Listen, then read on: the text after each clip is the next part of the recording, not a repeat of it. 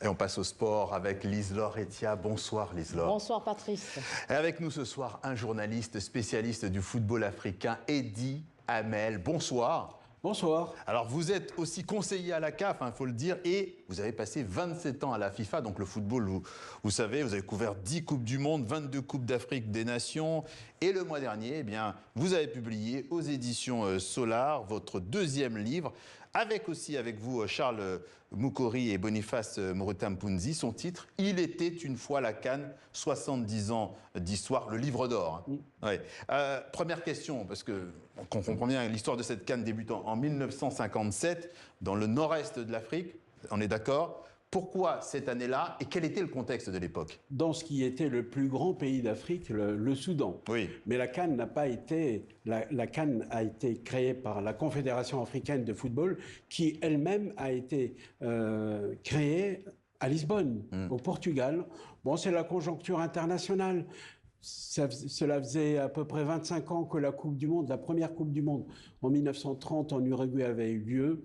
Les Européens avaient du mal, ils se déchiraient pour s'organiser et ils avaient généré une amitié avec des responsables africains pour les encourager à créer une entité confédérale. C'est ce qui a été fait en 56. C'était les prémices, et en 57, elle a été créée. Et la première CAN a eu lieu 2 ans après une guerre civile au Soudan. Le Soudan qui était le plus grand pays d'Afrique à cette époque-là. Ouais. Alors la CAN, vous le dites dans votre livre, au fil des années, elle est devenue populaire, retransmise à la télévision. En plus, il y a eu aussi de nouvelles recettes avec le début du marketing sportif. Quelle est aujourd'hui, 70 ans après, la place de cette CAN dans le calendrier sportif mondial ?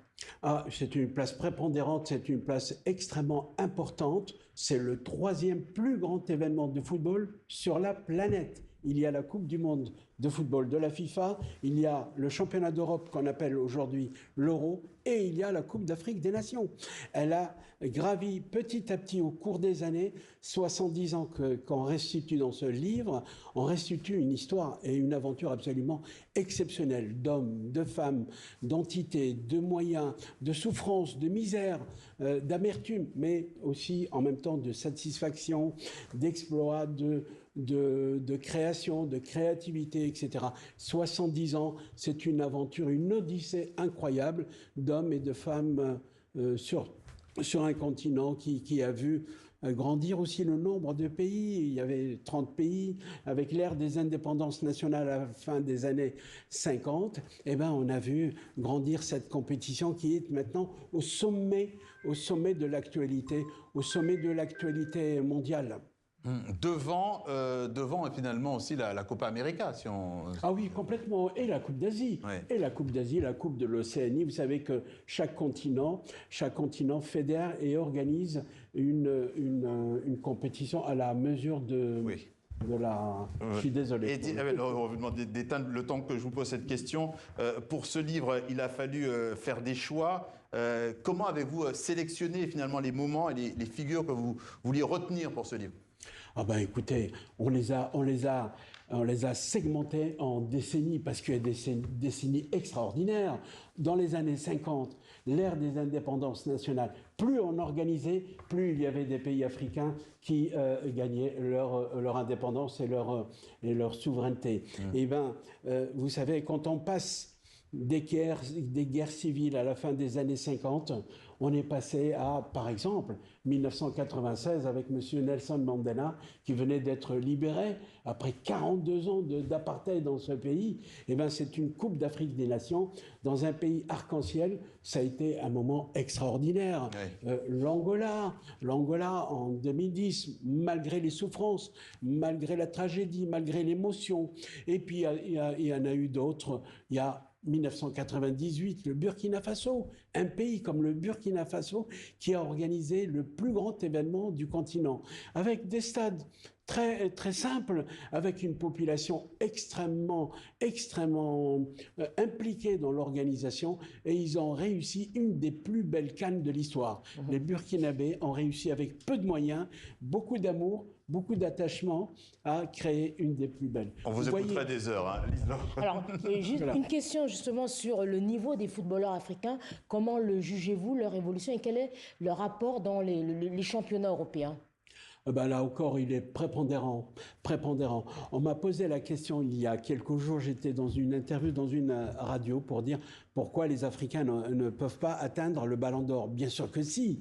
Les Africains, non seulement ils auraient dû le gagner, mais ils auraient dû le gagner 5 fois, 10 fois, sans problème. Quand on a des Roger Mila... qui l'a gagné, je crois. Oui, Georges Weah a gagné une fois, mais Roger Mila aurait pu le gagner.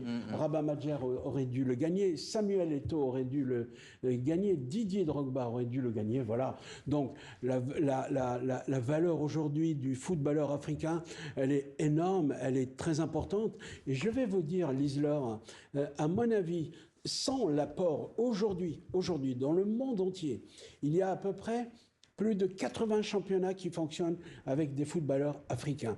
Si jamais on retirait ces footballeurs africains des entités nationales, des championnats nationaux, eh bien, le football mondial s'appauvrirait.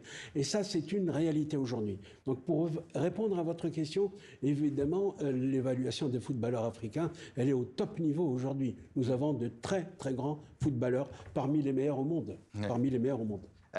Edi Hamed, je vais vous demander de vous mouiller, il ne reste plus beaucoup de temps, mais qui va gagner la CAN? Alors vous avez le choix, hein. Il y a le Maroc à domicile, la Côte d'Ivoire... Très mauvais en pronostic, très mauvais. Mais je vais vous demander de vous mouiller quand même.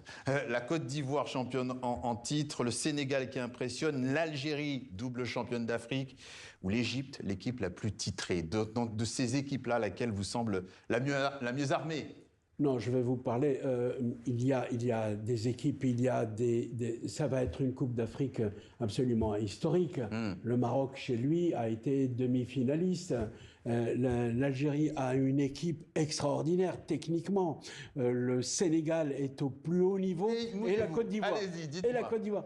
Je ne sais pas, moi je pense que la Côte d'Ivoire est capable encore de nous étonner. Peut-être un deuxième titre pour la Côte d'Ivoire. Consécutif. Mais ça, c'est mon petit jugement. Oui. Je suis très mauvais en pronostic. C'est un jugement de quelqu'un qui parce que la Côte d'Ivoire, avec les potentialités qu'elle a, le Sénégal, évidemment. Moi, je dirais Côte d'Ivoire, Sénégal, Maroc, Algérie et peut-être une surprise aussi. C'est ça qui fait le charme et la spécificité du football africain. Les surprises tout le temps. On va s'arrêter là. Merci Edi Hamed. Je rappelle votre livre, Il était une fois la CAN, 70 ans d'histoire, le livre d'or coécrit avec Charles Moukori et Boniface Mouroutampounzi et publié en France aux éditions Solar. Merci à vous. Lise-Laure, merci. Merci. Et puis à demain. À demain.